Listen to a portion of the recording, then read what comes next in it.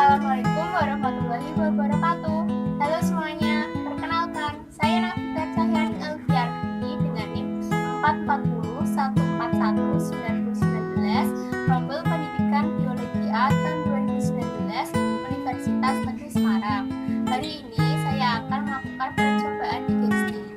Tujuan dari percobaan ini adalah untuk mengetahui adanya karbohidrat dan lemak yang terkandung dalam berbagai usus hewan. Baik, kalau begitu kita langsung mulai saja. Berikut alat dan bahan yang perlu disiapkan. Yang pertama, siapkan usus ayam yang belum dibersihkan isinya. Bagi usus menjadi 3 bagian, yaitu bagian duodenum, jejunum, dan kolon. Yang kedua, keluarkan isi masing-masing bagian usus hewan tersebut dan masukkan ke dalam wadah yang berbeda-beda. Beri label sesuai bagian isi usus yang diambil. Uji kandungan karbohidrat dan lemak pada masing-masing isi bagian usus tersebut.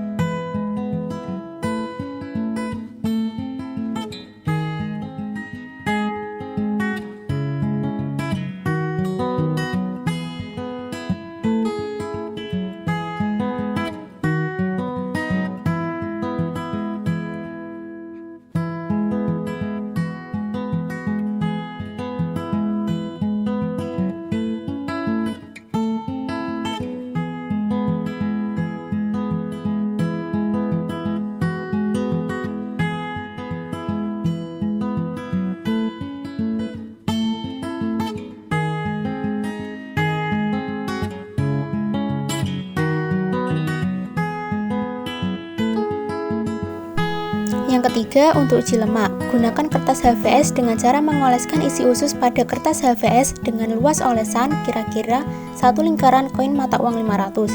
Angin-anginkan, kemudian diterawang. Catat dan amati perubahan yang terjadi pada kertas HVS. Gunakan minyak goreng sebagai pembanding. Kandungan lemak diindikasikan dengan adanya noda-noda minyak pada kertas. Hasil kegiatan praktikum difoto dan dilampirkan.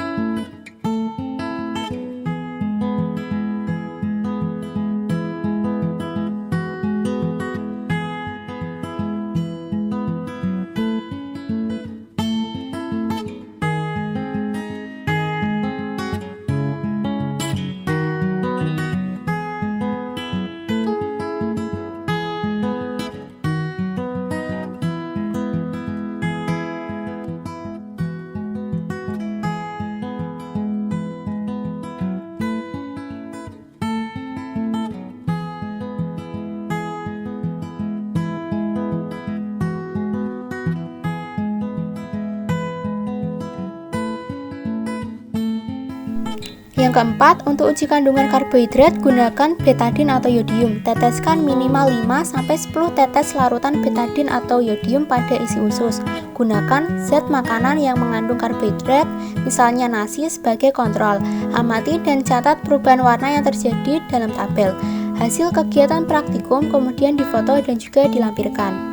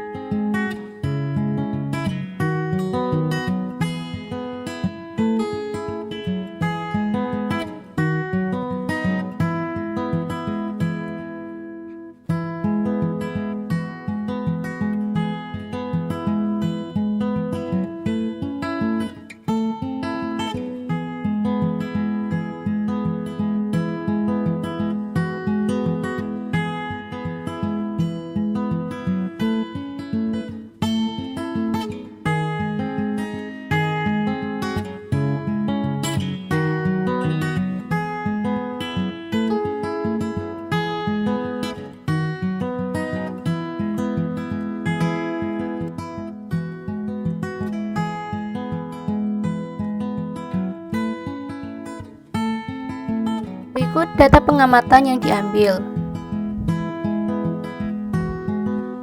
Pembahasan uji karbohidrat. Hasil yang menunjukkan kontras warna yang berbeda-beda karena sampel isi diambil dari bagian usus yang berbeda, yaitu duodenum, jejunum, dan kolon.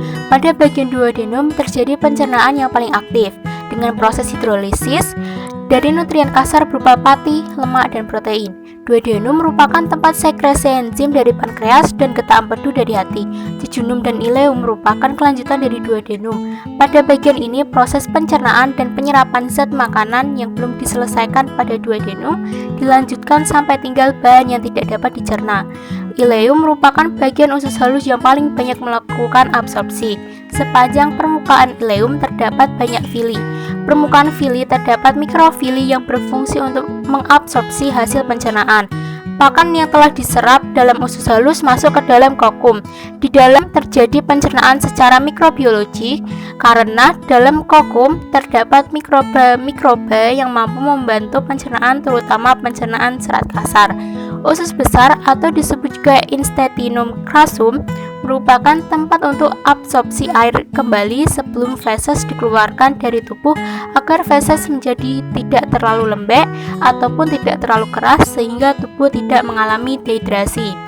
Dikarenakan hal tersebut dapat menunjukkan alasan mengapa hasil uji karbohidrat yang paling menunjukkan kontras warna reaktif dengan betadine adalah isi duodenum dengan isi ileum. Hal ini dikarenakan pada dua bagian ini masih terdapat karbohidrat dengan kandungan yang sedikit. Bisa jadi dikarenakan jenis pakan ayam adalah pelet yang mengandung protein tinggi, jadi kadar karbohidratnya rendah. Alhasil, ketika diuji karbohidrat, menunjukkan perubahan warna hanya sedikit semburat biru tua. Pada bagian kolon sudah tidak ada karbohidrat. Hal ini membuktikan dengan hasil uji yang tidak menunjukkan perubahan warna yang signifikan.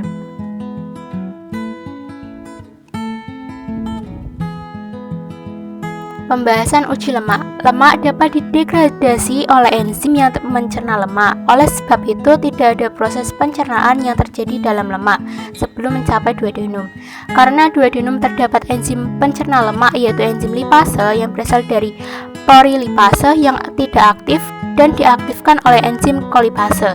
Enzim lipase dihasilkan oleh pankreas. Penyerapan asam lemak atau gliserol sendiri membutuhkan bantuan dari enzim lipase, sedangkan enzim lipase sendiri belum aktif secara menyeluruh. Duodenum menjadi tempat yang dapat mengaktifkan enzim lipase. Apabila sudah aktif, maka proses hidrolisis lemak akan berjalan. Sebagian besar lemak dalam pakan adalah trigerida, sedangkan selebihnya adalah fosfolipid dan kolesterol. Saat lemak masuk ke dalam duodenum, maka mukosa duodenum akan menghasilkan hormon enterogastrik yang menghambat sekresi getah pencernaan dan memperlambat proses pengadukan. Lemak yang diemulsikan oleh garam empedu dirombak oleh esterase yang memecah ikatan ester antara asam lemak dengan gliserol. Garam-garam empedu mengemulsikan butir-butir lemak menjadi butir yang lebih kecil.